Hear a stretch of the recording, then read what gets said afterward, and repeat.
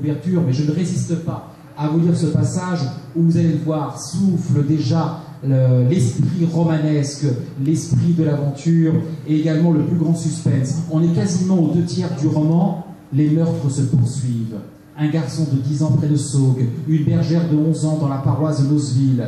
D'une mobilité étonnante, la bête parcourt la région jusqu'en Auvergne. Apparaît ici, quand on la traque là, néglige un troupeau de chèvres pour se jeter sur la fillette qui les garde. En dépit de leur épouvante, les paysans voient à nouveau avec consternation leurs champs piétinés par les chasseurs. Des journées d'ouvrage perdues, ils s'en vont battre la forêt alors qu'approche le temps de la fenaison qui les dédommagera le roi. Catherine, bonjour, vous avez un micro à votre disposition. Alors je ne sais pas si c'est parce que l'un des premiers romans, enfin l'une des premières histoires qui vous a marqué, enfant sans doute, La chèvre de Monsieur Seguin. Comment le savez-vous? Parce que j'ai lu des choses vous concernant. Oui, absolument, je la savais par cœur. Et alors, comme vous savez, maman était fière de ça. Quand elle recevait des amis, elle m'appelait, elle me disait, commence avec la chèvre de Monsieur Seguin. Et je me souviens, Monsieur Seguin n'avait jamais eu de bonheur avec ses chèvres. Il les perdait toutes de la même façon. Un beau matin, elle s'en allait dans la montagne et le loup les mangeait. Et voilà.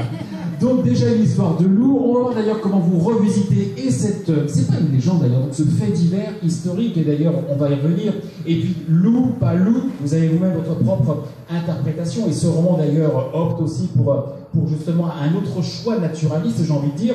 Donc nous voilà donc du côté non plus de la, comment dirais-je, de la victime, cette pauvre chèvre, mais du côté de la bête qui traque. Alors c'est vrai que moi j'ai vu des films, il y a eu différentes versions sur cette fameuse bête du Gévaudan. Un récent qui s'appelle Le Pacte des loups, et qui sort aussi sur la bête du Gévaudan. Et c'est vrai que mon ouvrage se rapproche plus de ce genre de recherche, parce que c'est pas du tout la suite des attaques de cette bête que je raconte, parce qu'effectivement... Ça aurait lassé, vous dites. Oui, cette bête a attaqué plus de 100 personnes, elle a tué une bonne partie des jeunes ou des femmes qu'elle a attaquées. Non, j'ai eu la certitude très vite, après une rencontre et une longue conversation avec quelqu'un qui était un grand spécialiste des loups et qui hélas a disparu, mais qui m'a dit d'abord ça n'était pas un loup, ça ne pouvait pas être un loup, et ensuite il y avait quelqu'un derrière cette bête, quelqu'un qui donnait des ordres à cette bête. Et ce qui m'a passionné tout d'un coup, c'est le destin de cette personne qui commandait cette bête. Pourquoi a-t-elle voulu accomplir ces meurtres multiples? Pourquoi l'a-t-elle fait? Et qui était cette personne? Alors, on va creuser tout cela, parce qu'effectivement, nous sommes au XVIIIe siècle, dans un petit village, vous me corrigez sur l'orthographe si je commets des erreurs phonétiques, la Bessère-Sainte-Marie, en Gévaudan, où on a moins peur des loups d'ailleurs que l'on s'est traqué depuis longtemps que du diable. Il y a ici le père Châtel, qui sait la tenir à distance, enfin qui sait tenir en tout cas toutes les forces du mal à distance, avec ses potions, ses amulettes. Et puis il y a ce fils Antoine qui revient de l'étranger, qui est tourmenté, qui sombrera peut-être peu ou prou dans la folie. Et puis il y a un binôme effectivement qui se met en place. Mais revenons quand même sur le fait divers historique. Est-ce qu'il y a aujourd'hui des traces? Est-ce que vous avez été fouillé et où pour vous inspirer et des personnages et des décors en l'occurrence? Ah ben, il y a plus que des traces. Il y a une mémoire très vive dans le Gévaudan de cette bête. Il y a un petit musée d'ailleurs qui est consacré à la bête. Il y a eu des interprétations les plus fantastiques. On a peint, on dessiné les monstres les plus extraordinaires. Des paysans ont parlé de bêtes grandes comme deux ours mis l'un sur l'autre. Enfin, il y a eu des extrapolations. Parce qu'en fait, ce qui est très intéressant aussi dans cette histoire, c'est que dans la mémoire collective est restée la hantise de la brutalité de ces êtres fantastiques, plus forts que les êtres humains, qui détruisent, qui attaquent, on ne sait pas d'où ils viennent, ils jaillissent de l'ombre, ils rentrent dans l'ombre. Et vous savez maintenant, avec tous ces films sur ces personnages extraterrestres, ces personnages qui sont dotés de forces surhumaines, on voit que même la jeune génération reste très fascinée par ces forces qu'on ne contrôle pas. Et donc dans le Gévaudan, la mémoire de ce loup, entre guillemets, puisque ce n'était pas un loup, est restée très vive. Et puis le Gévaudan est toujours, c'est la Lozère maintenant, est resté un département très sauvage. Là, les hivers sont très longs.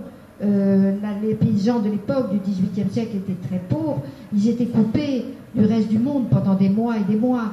Donc c'est un terreau qui est très favorable à la naissance de ces mythes fantastiques, de ces loups-garous, de ces hommes qui se changent en loups à la pleine lune, d'autant plus qu'on est encore superstitieux à cette époque.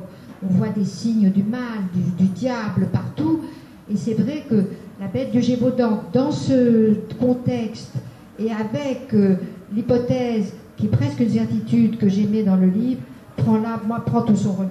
Et c'est vrai que dans une interview, vous dites les naturalistes de l'époque, les savants, ils sont allés un petit peu avec trop de raccourcis en attribuant tous ces crimes, effectivement, tous ces enlèvements d'enfants et autres à un loup, car jamais un loup ne pourrait parcourir autant de distance avec ne serait-ce qu'un nourrisson entre ses crocs, je crois me souvenir. Oui, absolument. Un loup ne peut pas. Alors là, un enfant de 2 ans encore moins. Et cette bête avait des mâchoires tellement puissantes qu'elle tenait dans sa gueule des enfants de l'âge de 1 an et demi, 2 ans, ce qui n'est quand même pas des enfants déjà hauts comme ça, et sauter des murets avec l'enfant dans sa gueule. Donc c'est une bête à la mâchoire super puissante, mais pour eux qui n'avaient vu que des loups, il faut se dire aussi que ces gens n'avaient pas voyagé. Ils connaissaient les ours parce qu'ils les voyaient danser dans les foires, mais ça ne pouvait pas être un ours parce que beaucoup d'attaques ont eu lieu l'hiver, et vous savez que les ours dorment l'hiver, ils hibernent, donc il y a l'hypothèse d'un ours. Et puis un enfant a dessiné cette bête, et c'est très troublant. Alors justement, est-ce que c'est dévoiler le suspense, faire une grande révélation, de dire pourquoi, forte justement de traces historiques, de témoignages, est-ce que c'est une révélation que de dire ce pourquoi vous vous optez? Oui, je pense qu'on peut le dire, parce que c'est vrai que ça ne donne pas la clé de l'intrigue du livre, puisque pourquoi cette bête, effectivement, qui n'est pas un loup, mais qui est une hyène, attaque, et d'où vient-elle, comment Antoine s'est-il lié si intimement à cette bête? Antoine est un marginal, je vais vous le situer quand même en 2 mots. Antoine Chastel, donc le maître de cette bête, qu'il appelle Bête d'ailleurs, il ne lui donne pas d'autre nom, il l'appelle Bête. Et il est au début, c'est un marginal qui vit dans la forêt, il est forestier, il est beaucoup plus proche des animaux, de la nature, qu'il ne l'est des êtres humains. Il est un peu moqué, dans le village, on ne lui parle pas, les filles ne sont pas attirées par lui, donc elles se détournent, elles se fichent de lui. Et donc il est très solitaire, il est très replié sur lui-même. Et il vit donc en contact beaucoup des animaux de la forêt. Et puis un jour, il essaie de tenter sa chance, et c'est là où je l'admire. Il dit: je vais quitter ce pays, je vais quitter cette solitude et je vais tâcher de tenter ma chance ailleurs. Et ça tourne mal. Il est pris par les barbaresques alors qu'il est en bateau et réduit en esclavage. Et d'ailleurs, c'est une chose dont j'ai aussi, pas aimé, mais ça m'a intéressé d'en parler, parce qu'on n'en parle jamais. C'est l'esclavage des Blancs. Parce que les Blancs aussi étaient capturés et tenus comme esclaves. Et pas en l'Antiquité romaine, au XVIIIe siècle. Donc on fait un petit peu une parenthèse sur ce fait que nous aussi, de toutes les races finalement, ont été quelque part abusés, les faibles par les forts, les captifs par les capteurs, et donc il est réduit en esclavage, et c'est là qu'il connaîtra, il va être, comme il a une grande connaissance des animaux, il va devenir le chef de la ménagerie du Dé, et là il va mettre au monde cette petite bête dont la mère meurt, et qui va devenir plus que son double. Il s'identifie à cette bête, la bête est lui est la bête. Alors ça, il y a toute une part d'exotisme finalement à cette époque, effectivement, revenir ainsi d'une terre lointaine, maghrébine en l'occurrence, s'occuper du Dé, comme vous le dites, cette ménagerie. Donc on connaissait les ours parce qu'effectivement ils venaient déjà de l'Europe de l'Est, ils avaient pénétré les pays de l'Europe de l'Ouest, il y avait déjà cette part d'exotisme, mais c'est vrai que la hyène, ainsi venue d'un autre continent, c'est ça amène un socle très novateur, romanesque, et on n'y pense pas assez à cette confrontation de monde, et ça vous l'abordez très bien. Alors c'est vrai que ce n'est pas du tout la révélation qui est la bête après laquelle vous courez dans le roman, c'est plutôt comment vous glissez dans les esprits, dans ces forces obscures qui agitent les êtres humains. Un jeune homme, pour ne pas effectivement le nommer ici, Eros et Thanatos cohabitent. Oui, oui. À un moment, vous dites pulsion érotique et pulsion de mort étaient intimement liées. Quand la bête jouit, il jouit. On reviendra après d'ailleurs. Oui, sur dans cette osmose totale entre l'homme et la bête, et la façon dont cet homme méprisé, cet homme qui a été captif, cet homme qui a été quelque part brutalisé très violemment, il a subi des brutalités extrêmes, on peut dire, à Alger. Cet homme a en lui une rancœur, une violence rentrée. Il a besoin quelque part d'exister, d'être enfin lui, et il va par une déviance, parce qu'il n'a pas le moyen de faire autrement, d'être lui, vous savez, par le meurtre, parce que quand on tue ou quand on viole, on est le maître, on existe enfin, on a une puissance, l'autre vous obéit. l'autre vous reconnaît, on est le capteur. Et pour des êtres qui ont été toujours humiliés, moqués, avilis, tout d'un coup, il y a effectivement dans ce... C'est une déviation, hein, je ne dis pas du tout que c'est une chose bien, mais c'est une déviation qui m'a intéressée en tant qu'auteur, de voir, et d'ailleurs ça va le mener tout doucement, non pas vers la jouissance absolue, mais vers la folie. Ça m'a intéressé de voir comment on pouvait en arriver là. Pourquoi on en arrivait là et comment on en arrivait là. Voilà, c'est toute la subtilité entre est-ce que beaucoup de médias ont du mal quelquefois à passer lorsqu'il y a un crime horrible sur enfants ou adolescents, ou même entre adultes, c'est effectivement à faire passer la nuance entre justification qui n'est pas explication. Non, qui n'est pas explication. Et c'est toute la force de votre écriture. Ce que j'ai trouvé également très fort dans votre écriture, c'est que certes la bête est nommée, elle est identifiée, elle est objectivée, mais lorsque au détour de votre écriture vous dites « Et Antoine lâcha la bête », on ne peut pas s'empêcher de penser qu'il lâche la bête qui est en lui. Oui, tout à fait. Vous jouez énormément de cela. Oui, absolument. Quand il lâche cette bête et qu'il lui dit attaque, c'est lui-même qui va tout d'un coup se libérer de ce silence, de cette solitude, de l'homme des bois qu'il est devenu, qui vit dans une grotte, qui voit à peine, il voit un peu son père. Et ça explique d'ailleurs beaucoup de choses sur la fin qu'on ne racontera pas. Mais le père Chastel connaît cette bête, parce qu'il vient de temps en temps voir son père quand il est malade, notamment il est souvent malade, parce que quand on vit dans la forêt, on est face à des problèmes d'humidité, de froid, de faim, et donc la bête connaît, a déjà été, donc le père Chastel, qui est un homme très intéressant aussi, et c'est lui qui finalement à la fin, le dernier mot, on ne le dira pas, dans ces villages où c'était le père, le chef de famille, qui réglait lui-même les problèmes de la famille. On m'a dit, mais pourquoi le père n'a-t-il pas été voir la gendarmerie? Mais parce qu'à cette époque, ce n'était pas les mœurs. Les affaires de famille se réglaient en famille. On lavait son linge sale en famille. Voilà, exactement. Et puis avec en plus secret, douleur, refoulement. Oui. Parce que certes, Antoine lâche des pulsions, mais il y a aussi une douleur intense, et vous venez déjà d'évoquer par rapport à ce qu'il a subi. Alors, arrivé à ce point du roman, j'ai envie de dire, et de l'interview, il y a quand même une question que je voulais vous poser, Catherine, c'est que la sorcellerie, pour évoquer d'ailleurs mœurs, environnement similaire, période de l'histoire assez proche, la sorcellerie est toujours associée aux femmes. Certes, il existe des sorciers, voilà, il y a l'appellation masculine, mais dès qu'il y a sorcellerie, avec hystérie à la clé, avec manipulation, potion magique, c'est très féminin. Dès qu'on se penche sur l'analyse de la bête et des pulsions mortelles, sexuelles et déviées, on bascule sur le masculin.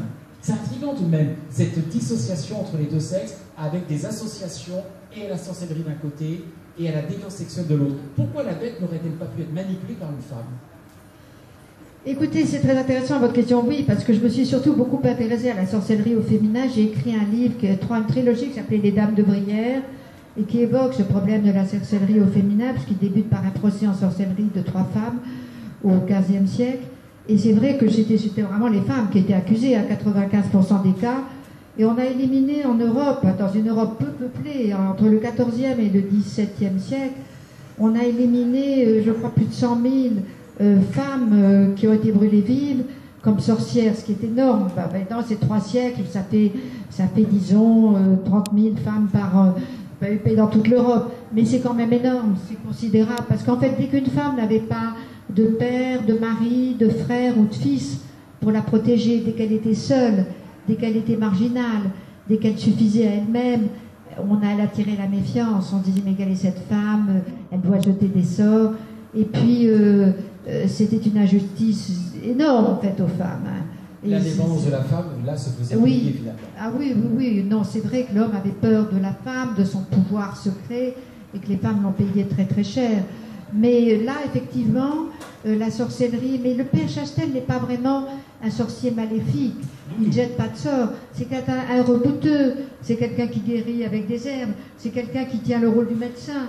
Donc il y en a toujours d'ailleurs, vous savez, dans les campagnes, des rebouteux, des hommes qui vous réduisent des fractures, qui vous remettent une épaule déboîtée, qui vous guérissent avec des simples.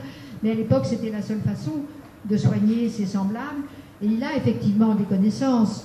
Il sait les herbes qui guérissent, il connaît les herbes qui tuent, il a une connaissance d'un homme qui est très, très penché, mais pas sur jeter des mauvais sorts, des maléfices. Là où le fils justement est du côté de la violence et du crime, la criminalité, la déviance, dont le père au contraire est l'antithèse. Mais vous auriez pu aborder effectivement cette relecture des pulsions et cette façon d'accrocher les pulsions versant féminin. Oui, mais alors là on est quand même lié dans le livre avec la question de la masculinité, puisque c'est justement une des raisons pour lesquelles Antoine va se montrer aussi agressif, et notamment va s'attaquer aux femmes en général, et plutôt des femmes jeunes. C'est qu'il y a cette question très, très cruelle que vous allez découvrir si vous lisez le livre, et qui fait que c'est difficile de le mettre au féminin. Est-ce qu'une femme aurait pu se venger de la jante masculine à ce point-là? À ce point-là, je ne crois pas. C'est toujours la question qui revient effectivement. Est-ce que, et souterrainement, on se dit une femme pourra davantage soit intellectualiser, soit dévier déporter sa souffrance, là où l'homme souvent la règle par la violence finalement. Oui, la femme peut être violente, hein. On a tous la possibilité. Il y a des femmes infanticides aussi. Oui, bien sûr. On a tous en nous un potentiel de violence. Je crois qu'il ne faut pas du tout le nier. Et que d'ailleurs les enfants sont cruels. Les enfants ne sont pas du tout aussi gentils, souvent qu'on le dit. Une cour de récréation, ça va? Ah ben c'est très dur. Moi j'ai un fils et j'ai adopté une fille. Elle me ressemble évidemment pas du tout, elle vient du Liban. Et bien dès qu'elle a eu 5 ans, dans les cours de récréation, on lui disait tiens, c'est pas ta maman, ben combien ta maman t'a vendu? Alors elle revenait en larmes à la maison. Les enfants sont pas gentils, ils sont très cruels. Donc on a en nous ce germe de cruauté, seulement qu'on a appris à dominer, à dompter. La civilisation, il est dans la cave, le germe, on ne l'arrose pas, mais si jamais il y a des circonstances telles que le graine va être arrosé, la violence tout d'un coup de cette femme s'est manifestée parce qu'elle s'est dit cet homme ne mérite pas de vivre. Et donc oui, on peut tous être violents, hein, on peut tous l'être, mais on a appris à dompter nos pulsions. Et la domestiquer. Est-ce qu'une personne souhaite poser une question à ce point de la rencontre avec Catherine et Marie-Vieille? N'hésitez surtout pas. La semaine dernière, il y a déjà 10 jours, j'avais Denis Labeille qui est juste exposé derrière vous, et à Hambourg peut-être, et il a fait toute sa carrière dans la médecine. Il n'a jamais pu vivre, déplore-t-il, c'est pour ça que je le cite, de sa plume, mais alors il a une production théâtrale, essai, roman pléthorique. Alors lui, il avait un atout, c'est qu'il était insomniaque. Donc il me racontait il y a 10 jours à notre place Catherine comment, eh bien voilà, de 2h à 6h il écrivait, avant de refaire, ou de 2h à 5h, avant de refaire un petit somme d'1 heure et partir travailler. Vous, quels sont vos rituels d'écriture? En avez-vous? Diurne, nocturne? Alors matin? sûrement pas nocturne, car je ne suis pas un oiseau de nuit du tout. Je suis plutôt un oiseau qui se réveille pas tard parce que je me couche tôt, mais j'écris le matin. J'écris le matin parce que c'est vraiment le moment où j'ai l'esprit plus clair et où j'ai le plus envie, parce que c'est dur de se mettre au travail, c'est pas évident, il faut une discipline très forte, s'installer derrière son bureau, essayer tous les jours de rentrer dans un autre monde.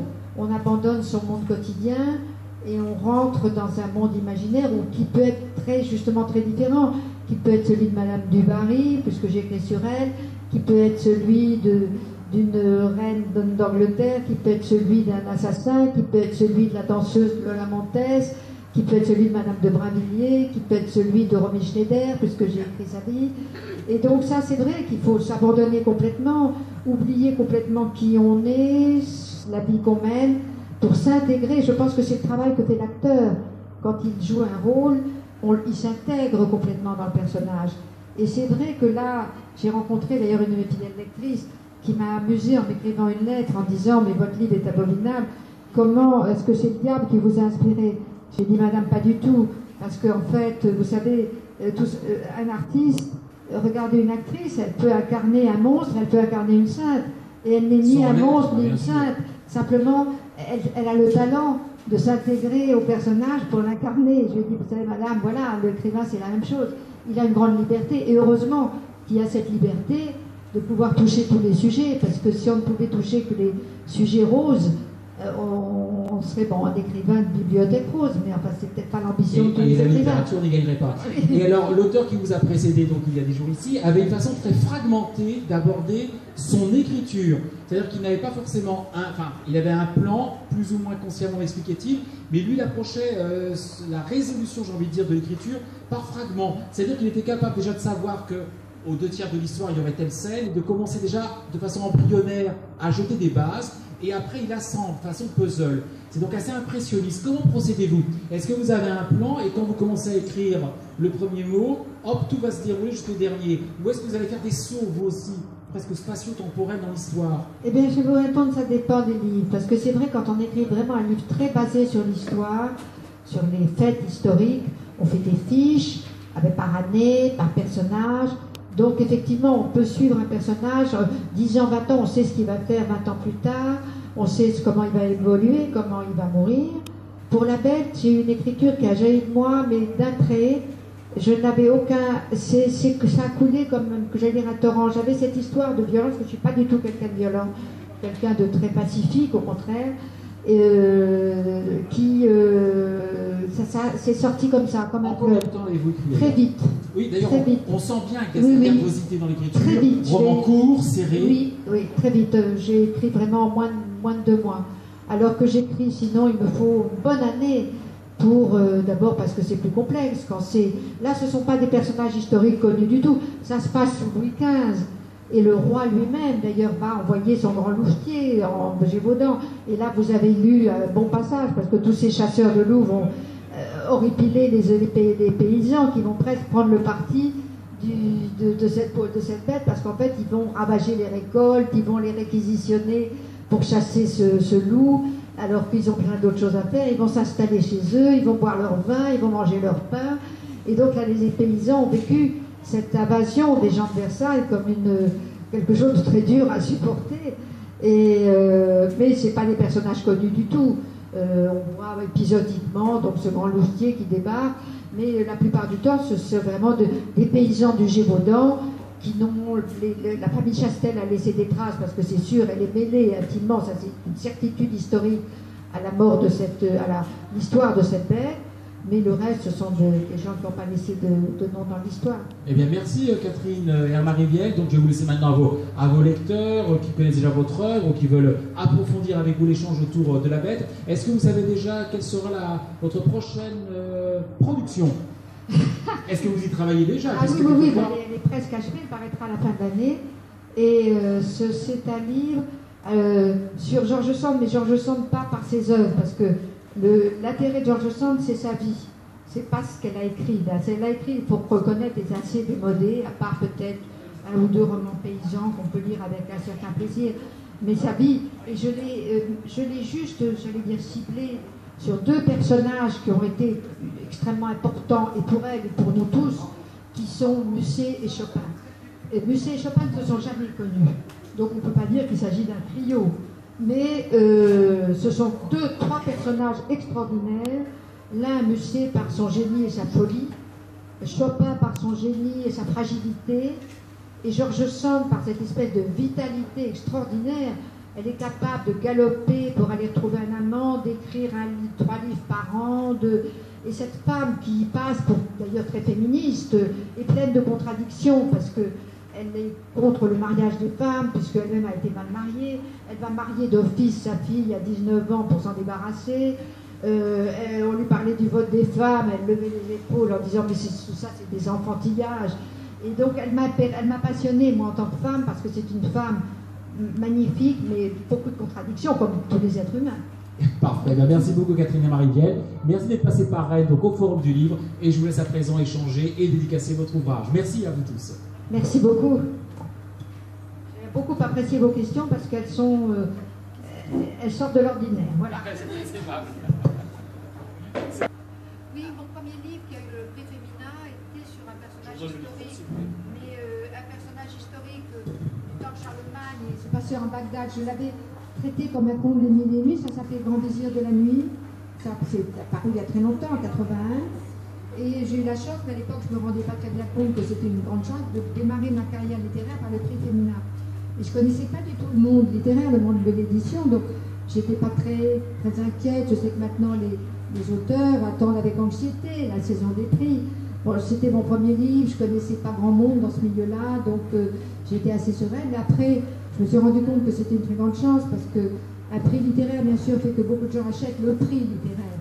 Mais il reste, bon, sur les 100 000, 200 000 personnes qui achètent ce prix littéraire, il en reste un petit noyau qui ont aimé ce que vous avez écrit et qui vous suivent, peut-être pas pour tous les livres, mais qui vous suivent quand même assez régulièrement.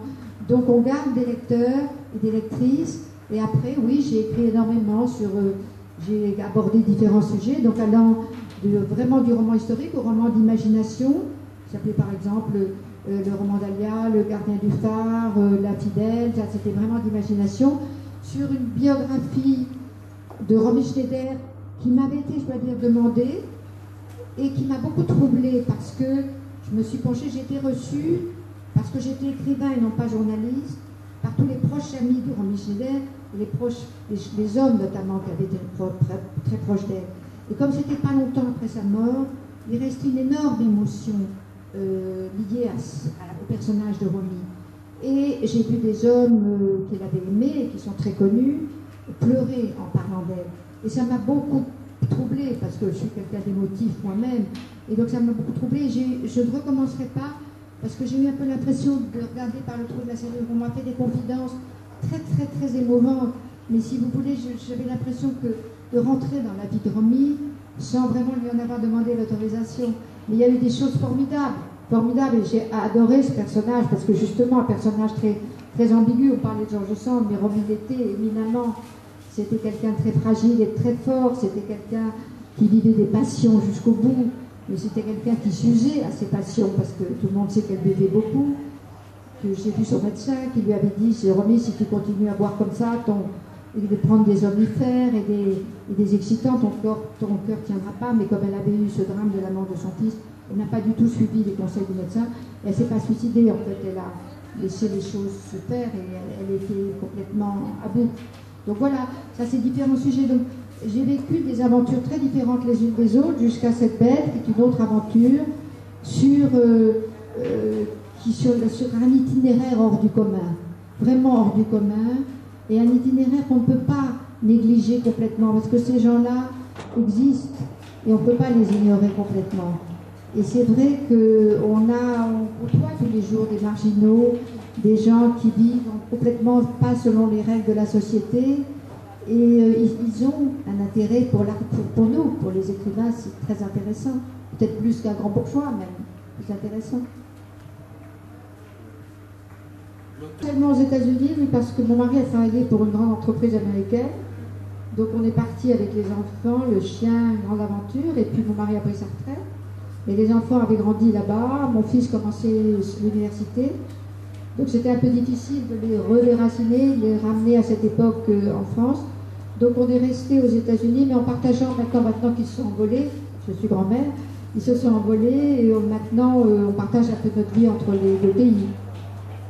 À peu près 7 mois aux États-Unis et 4-5 mois en France. C'est la France qui vous inspire quand même. Ah, j'écris toujours en français, je ne pourrais pas écrire en anglais. Je ne pourrais pas, parce que vous savez, il faut bien connaître une langue, il faut trouver le mot exact, la tournure de phrase exacte. Alors pour aller au supermarché, faire vos courses, c'est très facile de se débrouiller, mais pour écrire, j'admire les écrivains qui écrivent par exemple en français alors qu'ils ne sont pas nés dans la culture française et qui parlaient une autre langue quand ils étaient jusqu'à 20 ans par exemple. Et je trouve que c'est formidable, d'acquérir une langue à ce point-là.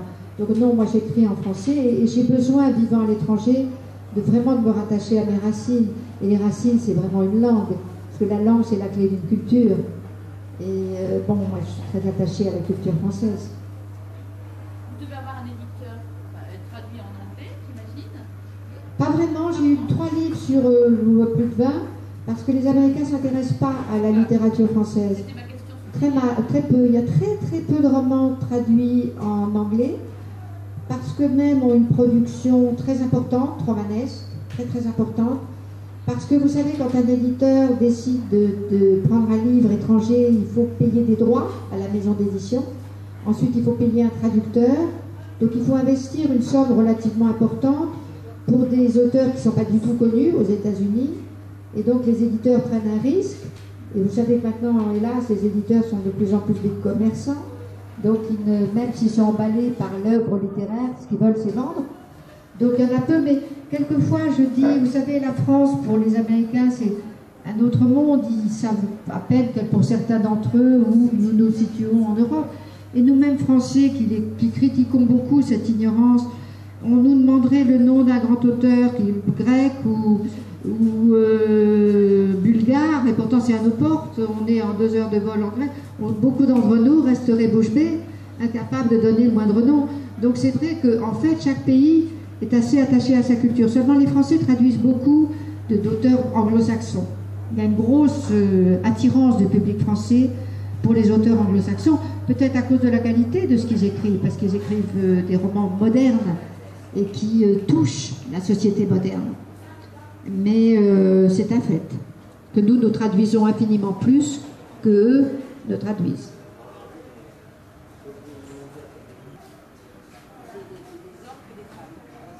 Écoutez, non, je pense que c'est un problème qui touche aussi bien les hommes que les femmes, parce que c'est universel, c'est à l'intérieur de chacun d'entre nous, qu'on soit homme ou femme, cette marginalité, cette solitude, ce besoin d'exister, après avoir été toujours écarté, méprisé. Les hommes comme les femmes le ressentent de la même façon. Mais j'ai déjeuné hier avec on peut dire c'est un vieil ami par tous les sens du terme, parce qu'il a 92 ans, qui est René de Obaldia, qui est un homme merveilleux, un académicien. Et il m'a dit, votre livre, c'est une écriture masculine, parce que c'est sec, c'est bref, et c'est vrai que je ne pouvais pas traiter autrement cette histoire. On ne peut pas mettre de douceur ni de tendresse même dans cette histoire. Il fallait la traiter factuellement, mais avec quand même des descriptions qui sont des descriptions de nature, pour ceux qui ont lu le livre, les saisons, parce que cet homme vit dans la nature, dans la forêt, donc le retour des saisons, les traces des animaux, elle est justement la vie, les mœurs des animaux, la façon dont il les observe, la façon dont il vit au contact des bêtes, ce que les bêtes lui apprennent. Il va en soigner, il a un chien aussi qu'il a sauvé, un chien blessé qui vit avec lui, donc il a 2 bêtes, un chien à qui il a donné un nom, mais l'autre bête il n'a pas donné le nom, il l'appelle bête, alors que son chien a un nom. Et le chien d'ailleurs sera adopté après le drame final par Jean Chastel, le père Antoine. Et voilà, donc non, je pense que c'est l'histoire universelle. Il peut plaire autant à un homme qu'à une femme. C'est pas un livre à mettre peut-être dans les mains d'un très jeune enfant, parce que c'est cruel. Donc je dirais à partir de 13 ans. Avant, ça risque de leur faire peur. Quoi qu'ils lisent maintenant des trucs horribles, hein. C'est vrai. Et vous n'avez pas besoin d'être sur place pour vraiment vous inspirer du lieu? J'y étais. Ah oui, j'étais dans le Gévaudan. Ma sœur a une maison en Ardèche, donc c'est pas très loin. En Ardèche, près de. Enfin, pas loin de la frontière de l'Auvergne. Donc, oui, j'étais en Auvergne, j'étais dans le Gévaudan. C'est vrai que ce sont des pays durs, toujours magnifiques, très beaux, mais où on se dit que la vie au XVIIIe siècle devait être. Il y a un livre merveilleux de Giono qui ne ressemble pas au reste de son œuvre et que je vous conseille beaucoup de lire, qui s'appelle Un roi sans divertissement. Il y a eu un film d'ailleurs magnifique qui a été fait. C'est aussi sur ces paysans, ces hommes isolés du reste du monde par la neige, par la solitude, pendant des mois et des mois. Et Un roi sans divertissement, c'est sur le même thème, c'est quelqu'un qui va tuer pour se distraire. Parce que la vie est si longue, les hivers n'en finissent pas. Et ce livre de Giono, qui est vraiment superbe, mérite d'être, parce qu'il n'a rien à voir avec ce qu'on est habitué à lire de lui, mérite d'être découvert. Vraiment, je vous conseille de le lire. Un roi sans divertissement, un roi qui s'ennuie, est un roi justement qui est capable de tout. Et sur la cruauté et la violence des rois, lisez aussi, si vous le pouvez, si vous êtes intéressé, mon livre précédent qui s'appelle Le siècle de Dieu, qui se passe sous Louis XIV, et qui est justement sur l'intolérance religieuse, la tolérance, la guerre, la pauvreté, la misère, tout ça qui prépare la Révolution, au-delà des ors de Versailles, qui ont coûté un argent effrayant à la France. Bon, je ne nie pas la beauté et le patrimoine artistique de la France, mais c'est vrai qu'en plus, ce Gévaudan, et c'est cette histoire, paradoxalement, liée au Gévaudan, parce que vous savez qu'il y avait eu sous Louis XIV ces fameuses dragonnades, et le Gévaudan est un pays protestant, et donc on avait pourchassé les protestants, et les dragons étaient arrivés en maître, et avaient fait aussi des abus sur la population. Les jeunes gens, il y a beaucoup de jeunes gens qui avaient été envoyés aux galères parce qu'ils étaient protestants. Donc ces abus avaient durci aussi cette population. Donc c'est plus Louis XIV, c'est Louis XV. Et c'est une population qui est très durcie par l'ingérence de Versailles, du pouvoir sur leur vie quotidienne. Et c'est vrai que le siècle de Dieu, qui raconte justement cette dérive de ce jeune roi vers l'intolérance, vers le fait qu'il va se braquer sur un catholicisme gallican, c'est-à-dire il va plus accepter, il va révoquer l'édit de Nantes.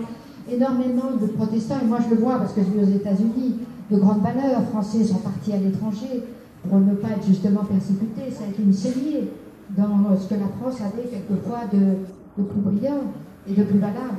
Et donc cette dérive, les guerres, et puis la misère, on voit, j'ai lu des documents effrayants sur la misère des paysans à la fin du règne de Louis XIV. Et Louis XIV meurt en 1715, et la Révolution, elle suit de très près, c'est à peine 2 générations, à peine. Donc si vous voulez, c'est très troublant de rapprocher ces époques. J'ai écrit aussi sur Marie-Antoinette, les années Trianon. Alors là, c'est les derniers feux d'une reine charmante et inconsciente qui ne réalise pas du tout que le monde a changé et que les délices de Trianon sont des délices qui ne correspondent plus du tout à l'évolution, qu'elle est isolée, que le peuple ne la reconnaît pas comme quelqu'un qui leur donne le moindre exemple. Elle l'a payé très cher, trop cher. Mais c'est vrai qu'il y a à ce moment-là un refus de cette royauté enfermée dans justement ces ors qui fait que et le roi et la reine qui ne s'en rendent pas du tout compte, qui ne voient pas du tout que l'épée va tomber, qu'elle est au-dessus de leur tête. Ça, c'est les années Trianon, ce sont vraiment aussi, ça m'a beaucoup troublé d'écrire ça, parce que c'est la beauté, c'est le charme. J'ai pris la reine sous l'angle de ses amis intimes, parce qu'on explique beaucoup un personnage sous l'angle des amis intimes. Et on n'a pas traité beaucoup des amis intimes de Marie-Antoinette, on a traité Madame de Lamballe, on a traité Madame de Polignac, mais elle avait plus d'amis que ça, et ses amis expliquent beaucoup sa conduite par leur influence, aussi bien en bien qu'en mal. Mais entre les deux, dans ce très court moment qu'est le directoire, enfin pas le directoire, le Barras, toute cette époque du directoire qui est très mal connue, est extraordinaire, comme floraison, de bonheur de vivre, comme chaque fois que se termine une période horrible, de guerre ou de massacre, les gens veulent vivre, ils veulent s'amuser, ils veulent oublier tout ça. Et donc ça aussi, merveilleux, c'est paru en livre de poche. Donc tous ces livres se trouvent, monsieur les a sûrement. Donc voilà. Donc écoutez, si certains d'entre vous ont d'autres questions ou veulent faire dédicacer un livre, je suis là pour ça, avec bonheur, avec plaisir.